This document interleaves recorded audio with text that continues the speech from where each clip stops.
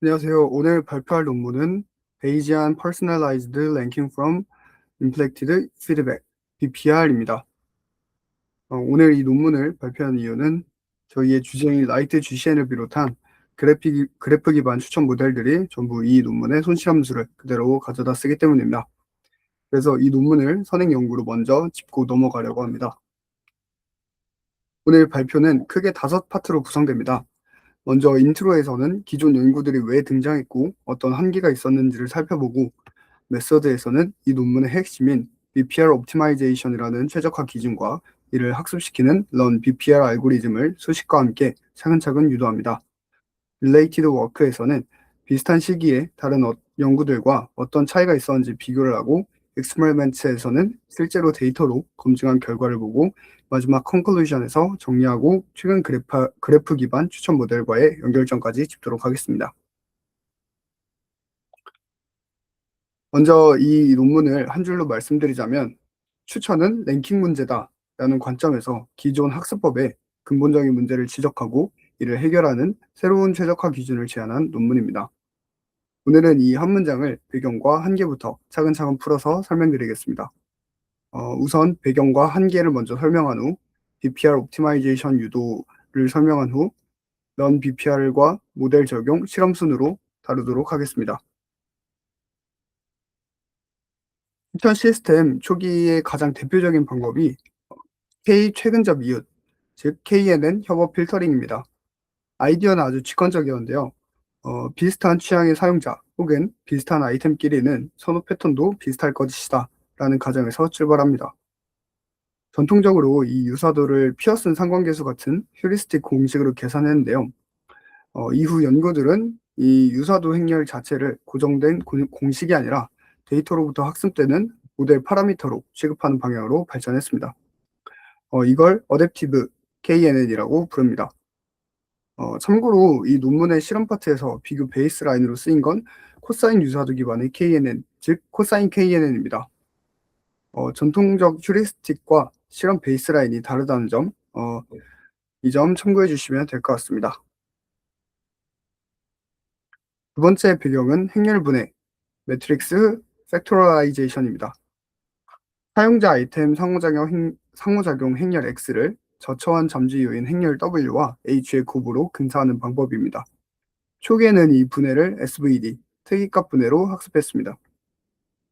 문제는 이 특이값 분해가 학습 데이터에 대해서는 최적이지만 실제 예측 성능, 그러니까 랭킹 성능에서는 오히려 떨어진다는 점이 있었습니다.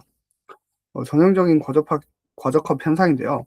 이를 보완하기 위해서 정규화를 도입한 방법들이 등장을 했는데, 대표적으로 요 발표 자료에 보이시는 HETL과 PANETL이 제안한 Weighted Regularized Matrix Factorization입니다. 관측된 긍정 피드백에는 더 큰 가중치를 주고 정교화로 과적합을 억제하는 방식입니다. 여기서 중요한 공통점을 짚고 넘어가야 하는데, KNN과 MF 모두 과적합을 막아야 한다라는 공통된 동기는 있었지만 두 계열 모두 여전히 랭킹 자체를 직접 최적화하진 않았습니다. 그래서 이게 다음 슬라이드에서 다룰 핵심 한계로 이어집니다. 네, 여기가 이 논문의 문제의식이 시작되는 지점입니다. KNN 계열이든 행렬분해 계열이든 학습 데이터를 만드는 방식이 똑같습니다. 예를 들어 관측상 U와 I가 있고, 관측된 쌍 U와 I는 긍정으로, 그리고 나머지 전부는 부정으로 두고 아이템 하나하나에 대해 이 사용자가 선택할 것인가 아닌가를 개별적으로 예측하도록 모델을 최적화합니다. 즉, 손실함수가 아이템 단위 분류 회귀 문제로 설계되어 있다는 것입니다. 그런데 우리가 진짜 풀고 싶은 문제는 선택 여부가 아니라 이 사용자에게 어떤 아이템이 다른 아이템보다 더 선호되는가, 즉 랭킹을 풀고 싶어 합니다. 그러니까 기존 방법은 목적 함수와 실제 과제 사이에 근본적인 괴리가 있는 것이죠.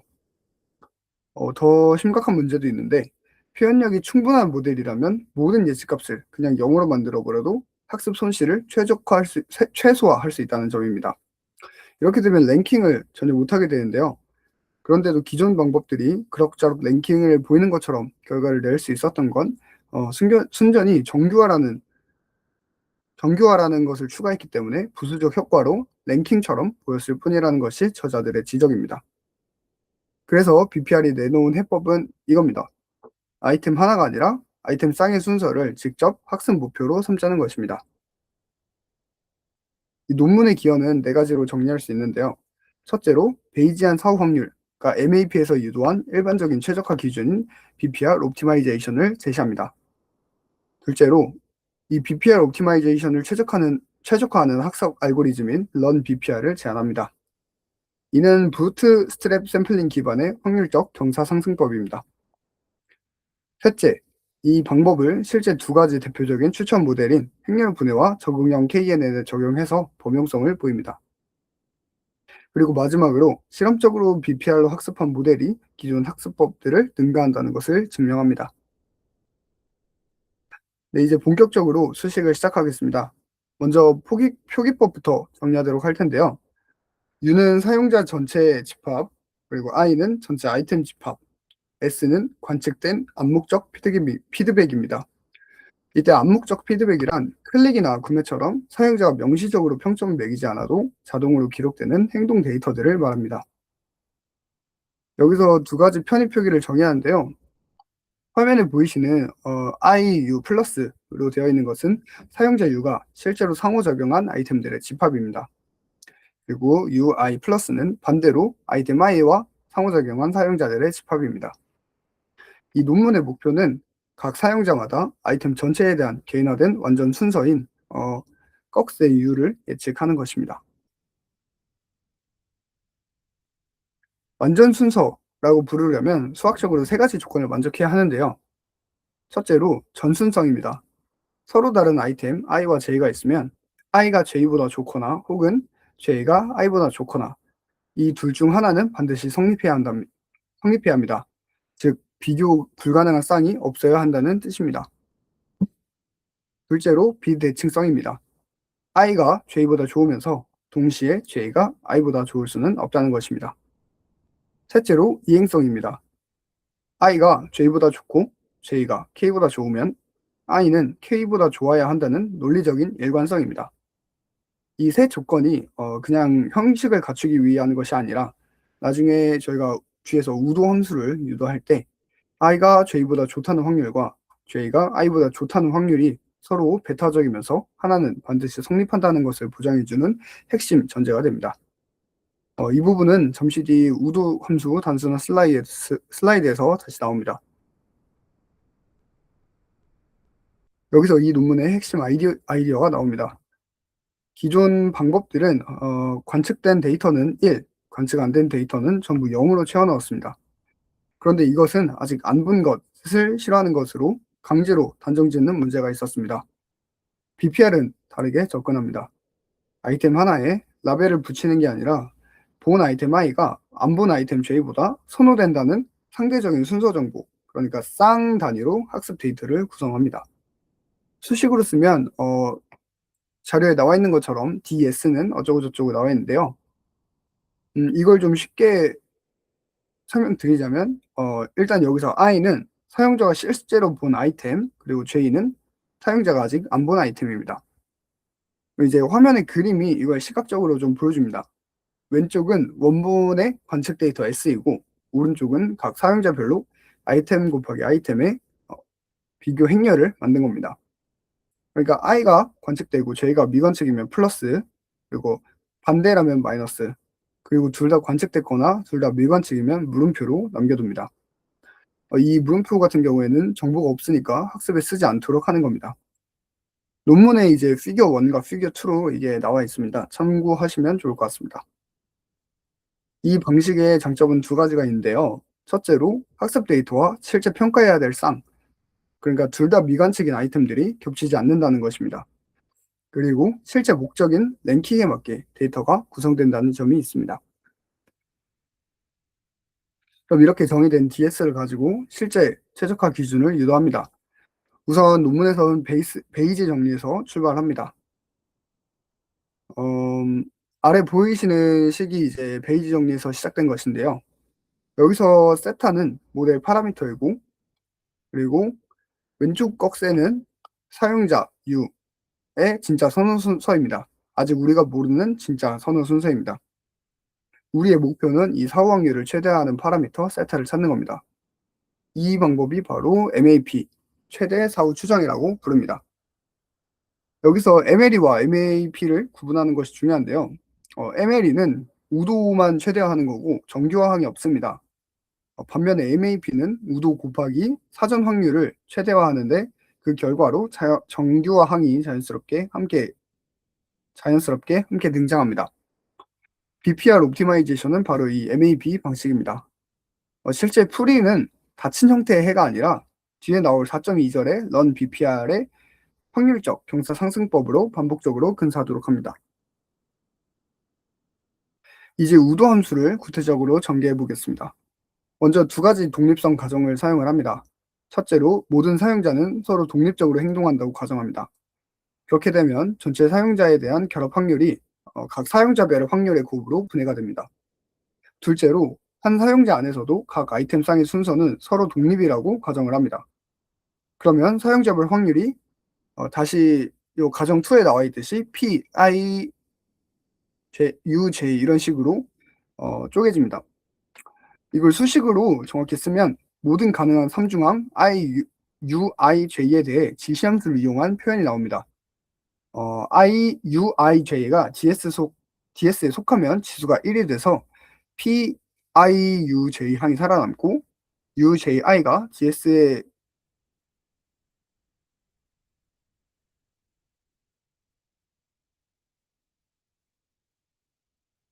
아 다시 말하겠습니다.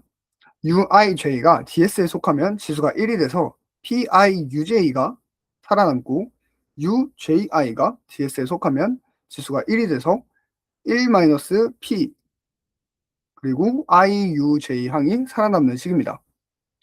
이건 이진 분류에서 흔히 쓰는 PY 이진 분류에서 사용하는 표기법과 똑같은 트릭입니다.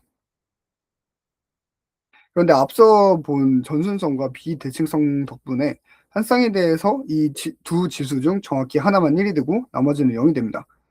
그래서 결국 DS에 속한 항목들만 곱해도 충분하다는 결론이 나오는데, 이제 이건 다음 슬라이드에서 자세히 다루도록 하겠습니다.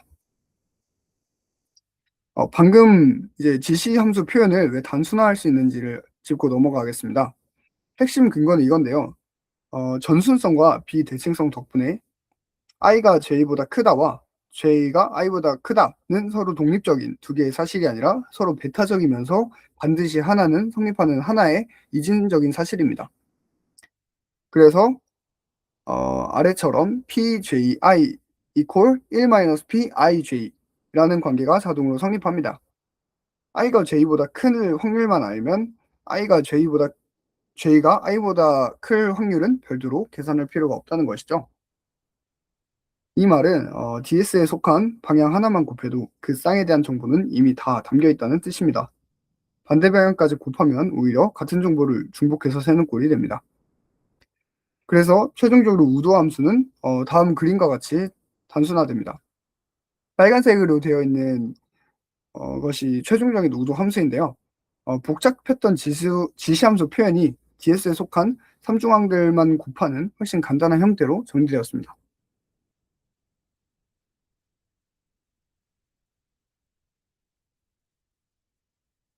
이제 개별 확률을 구체적으로 정의할 차례인데요. 이건 앞서 우도를 쪼갠 것과 별개로 저자들이 새로 내린 모델링 선택입니다. 이제 모델링 선택을 뭘로 했냐면 PIUJ 세타가 주어졌을 때 i가 j보다 손해될 확률은 이제 시그마인 활성화 함수에 넣고 xuij 세타를 시그모이드 함수에 넣은 것으로 정의를 하는데, 이 시그모이드를 사용한 이유가 시그모이드 함수는 0에서 1 사이에 어떤 실수값이든 확률값으로 매칭을 해주기 때문에 이 함수를 사용했다고 합니다. 그리고 XUIJ 햇은 사용자 U, 아이템 I, 아이템 J 사이의 관계를 나타내는 임의의 실수 점수인데 이제 이 부분을 실제 추천 모델, 그러니까 MF로 하든 KNN으로 하든 점수를 내서 담당하게 됩니다. 즉 BPR은 이 X햇을 어떻게 개선할지를 열어두고 그 위에 시그모이드만 씌워서 확률로 바꾸는 범용적인 틀을 제공해 줍니다. 이제 남은 건 사전 확률인데요. 파라미터가 세타, 그리고 평균이 0, 공분선 행렬이 람다 세타 i인 정규 분포를 따른다고 가정합니다. 이제 우도와 사전 확률을 베이지 정리에 대입하고 로그를 취합니다. 로그를 취하면 최대값의 위치는 그대로 유지되고 곱셈이 덧셈으로 바뀌어서 계산이 훨씬 쉬워집니다. 그래서 전개하면 최종적으로 이렇게 나옵니다. 아래와 같이 BPR 옵티마이제이션은 뭐 시그마 어쩌고 저쩌고 이렇게 나오는데요. 여기 시그마로 되어 있는 앞부분, 우도 부분은 DS에 있는 각 쌍에 대해 모델이 예측한 순서 확률을 최대한 1에 가깝게 만들라고 압박을 합니다. 그리고 뒷부분 람다로 시작하는 이 뒷부분은 정규 분포에서 자연스럽게 나온 L2 정교와 항이 돼서 파라미터가 너무 커지지 않도록 억제하는 역할을 합니다. 그렇게 해서 이 값을 최대화하는 세타를 찾는 것이 BPR의 학습 목표가 되겠습니다. 네, 잠깐 이제 AUC라는 지표를 짚고 넘어가도록 하겠습니다. 뒤에 나올 손실함수의 설계와 직결되기 때문인데요. AUC는 Era under the ROC 커브의 약자인데 가장 직관적인 정의는 무작위로 뽑은 양성 샘플이 무작위로 뽑은 음성 샘플보다 더 높은 점수를 받을 확률입니다. 그래서 AUC가 1이면 항상 완벽하게 구분한다는 뜻이고 0.5면 이제 동전 던지기와 다를 바 없다는 뜻입니다. 이걸 BPR 맥락에 그대로 대입을 하면 본 아이템이 양성, 그리고 안 본 아이템이 음성이 됩니다. 그러면 AUC 공식은 본 아이템에 안 본 아이템보다 높을 점수를 줄 확률이 되고 이제 이건 우리가 다루고 있는 문제와 딱 맞아떨어지게 됩니다. 문제는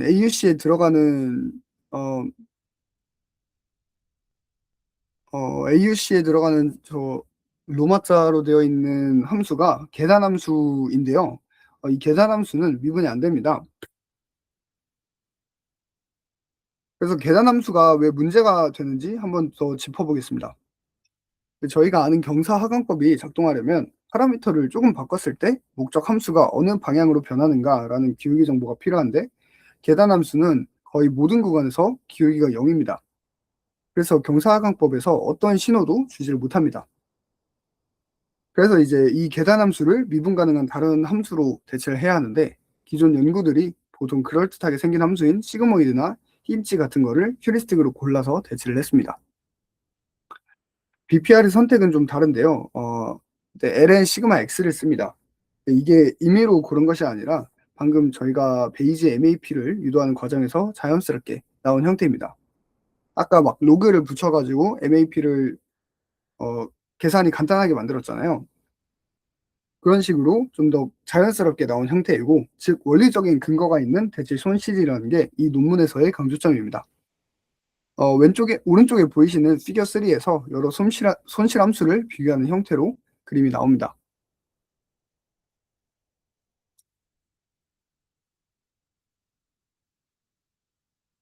이제 BPR 옵티마이제이션을 실제로 어떻게 최적화하는지 다루도록 하겠습니다. 먼저 그레디언트를 구합니다. BPR 옵티마이제이션을 세타에 대해 미분하면 Ln 시그마 X의 미분 성질을 이용해서 다음 아래와 같은 형태가 나옵니다. 이제 여기서 나오는 학습률은 업데이트 스텝의 크기를 정하고 그리고 람다 세타는 파라미터가 너무 커지지 않도록 억제하는 정규화 항입니다. 그리고 어,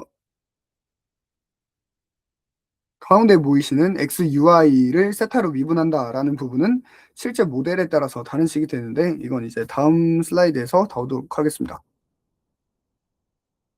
이 그레디언트를 실제로 적용하는 방법 중에 먼저 전체 배치 하강법인 Full GD를 생각해 볼 수 있습니다. 이제 매 스텝마다 DS 전체에 대한 그레디언트를 계산해서 한 번에 업데이트하는 방식입니다. 문제는 두 가지인데요.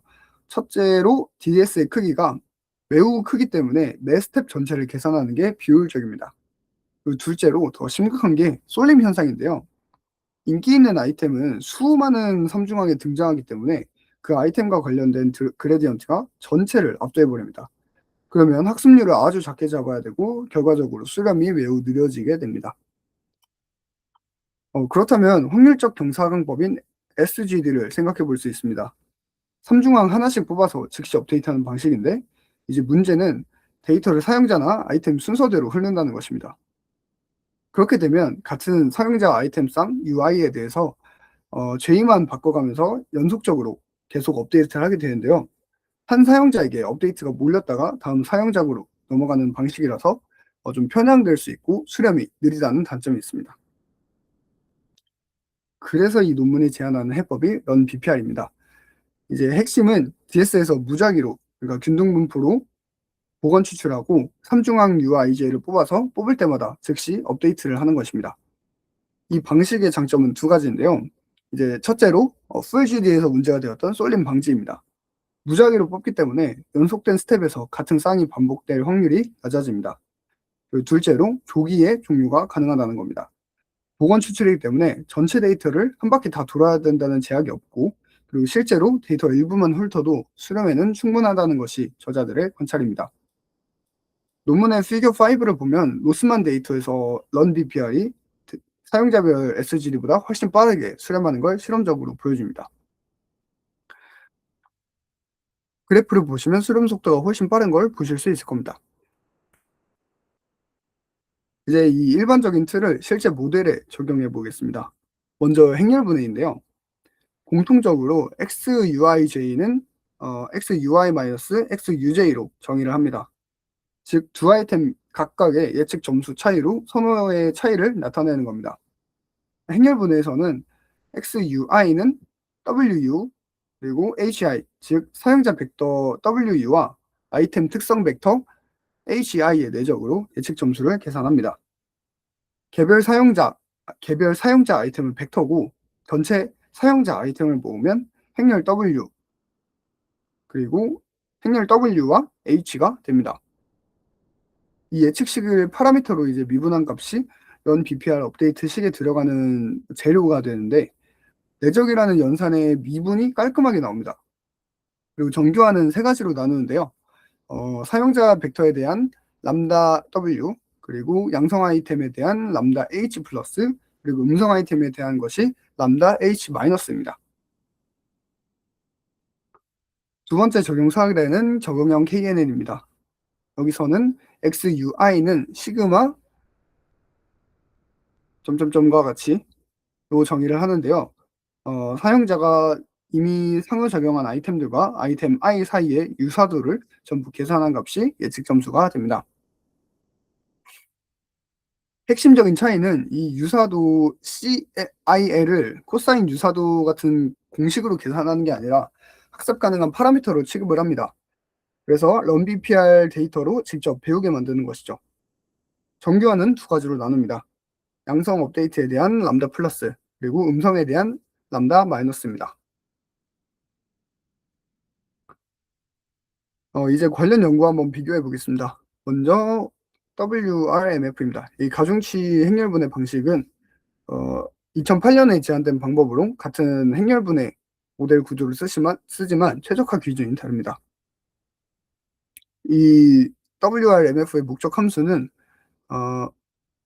오른쪽에 보이시는 시그마 CUI인데요.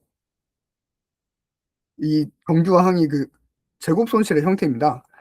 그리고 여기서 CUI는 학습되는 파라미터가 아니라 미리 정해진 가중치입니다. 그래서 BPR과의 차이는 두 가지가 있는데 첫째로 단위의 차이입니다. WRMF는 아이템 하나 단위로 최적화하는 반면에 BPR은 아이템 쌍 단위로 최적화합니다. 둘째로 손실의 성격 차이인데요. WRMF의 제곱 손실은 정규분포 가정하에 MLE와 대응되기는 획기적인 접근인 반면에 BPR 옵티마이제이션은 로지스틱 손실을 쓰는 분류적인 접근입니다.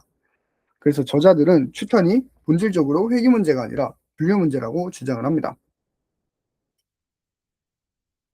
두 번째 비교 대상은 맥시멈 머진 매트릭스 팩토라이제이션입니다.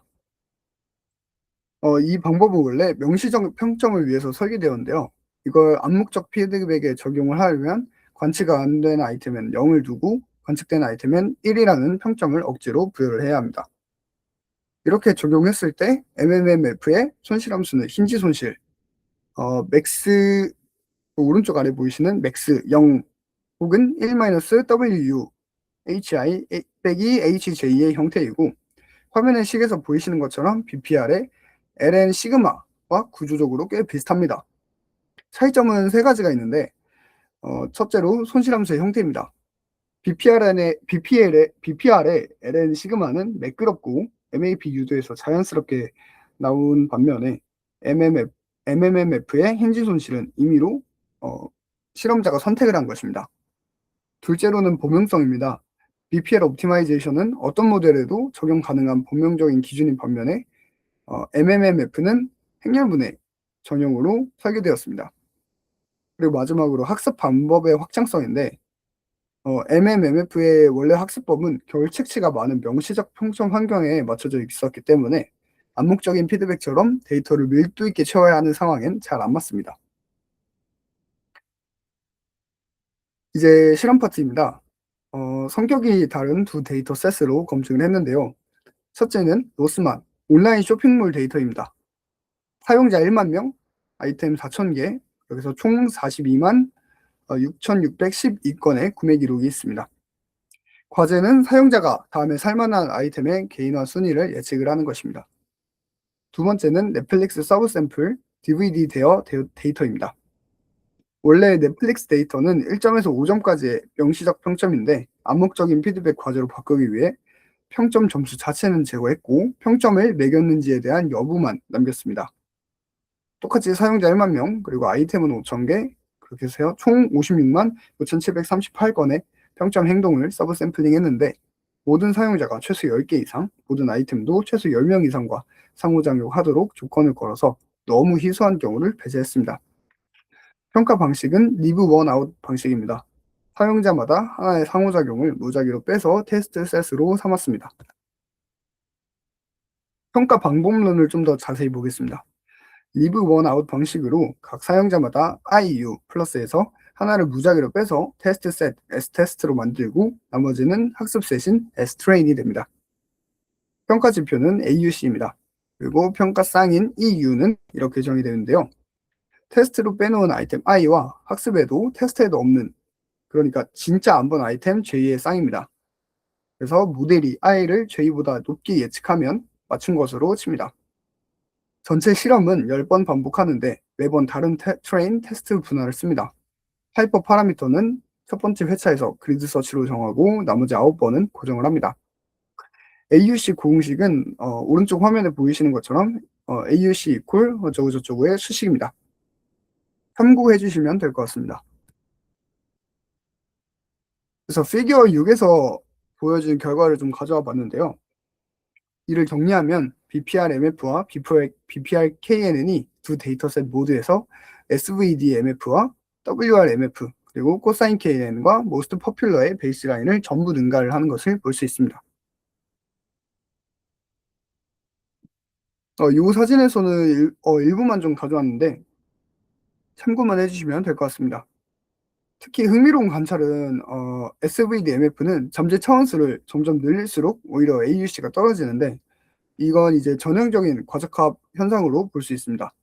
반면에 WRMF는 정교화 덕분에 차원이 늘어날수록 꾸준히 좋아지는 모습을 볼 수 있습니다. 그런데 이제 BPRMF는 WRMF를 확실히 앞서긴 하는데, 예를 들어 넷플릭스 데이터에서는 BPRMF가 8개 차원만으로 WRMF가 128차원으로 된 성능과 비슷한 모습을 볼 수 있습니다. 결과적으로 이제 모델 구조 자체보다 어떤 기준으로 최적화하느냐가 더 중요하다는 것을 알 수 있습니다.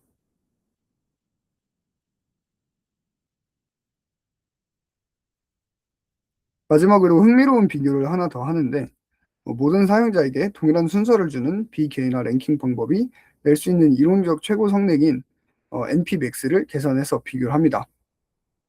테스트셋 기준으로 비개인화 랭킹의 최적 AUC 상한을 직접 계산했는데, 결과를 보자면 코사인 KNN처럼 아주 단순한 개인화 방법도 이 이론적인 상한을 크게 웃도게 됩니다. 시사하는 점은 아무리 잘 만든 비개인화 방법도 어설픈 개인화 방법만 못하다는 점입니다. 참고로 most popular 방법은 NP-max와 거의 비슷한 성능을 보이는데, 이건 이제 실험적인 관찰일 뿐이고 most popular가 이론적인 상한은 아니라는 뜻이라고 저자들이 각주해서 밝히고 있습니다. 정리하도록 하겠습니다. 이 논문은 베이지안 MAP에서 유도된 일반적인 최적화 기준인 BPR 옵티마이제이션을 제시했습니다. 그리고 이를 최적화하는 학습 알고리즘, 그리고 부트스트랩 SGD 기반의 런 BPR을 제안했습니다. MF와 KNN 두 모델에 적용을 해서 기존 학습법 대비의 우수성을 이론적으로도 실험적으로도 입증을 했습니다. 그 핵심 메시지는 다음과 같습니다. 추천 품질은 모델 구조뿐만 아니라 어떤 기준으로 최적화하느냐에 따라서 크게 좌우된다는 점입니다. 마지막으로 이 논문을 왜 다루는지 짚고 마무리하도록 하겠습니다. 라이트 GCN을 포함한 대부분의 그래프 기반 추천 모델들이 표현 학습 부분만 이제 GCN으로 바꾸고 손실함수는 오늘 유도한 이 BPR 손실에서 사용을 합니다.